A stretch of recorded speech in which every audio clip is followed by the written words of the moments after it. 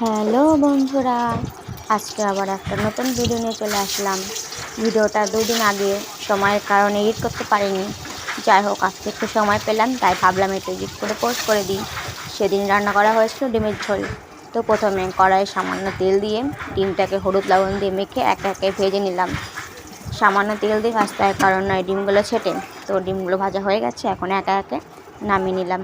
এখন কড়াইয়ে সামান্য তেল দিয়ে জিরে ফোড়ন আর লঙ্কা তেজপাতা দিয়ে ভালো করে ভেজে নিয়ে ওখানে একে একে আলুগুলো দিয়ে দিলাম। দিয়ে সামান্য লবণ দিয়ে নেড়েচেড়ে নিলাম।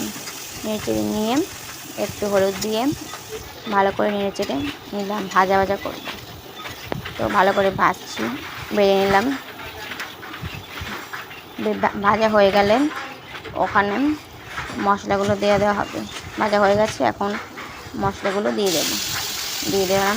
তো এখানে কী কী মশলা আছে তাই বলে দিই। এখানে আছে জিরে বাটা, লঙ্কা বাটা, আদা বাটা, রসুন বাটা আর পেঁয়াজ বাটা বেটে ভালো করে একটু শুকনো করে দিয়েছিলাম যাতে কালারটা সুন্দর আসে।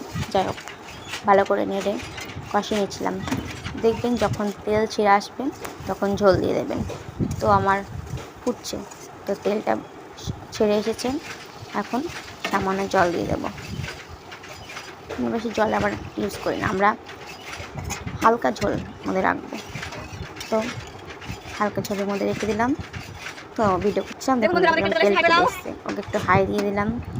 হাই দেওয়ার পর আমার ঝোলটা ভালো ফুটে এসেছে।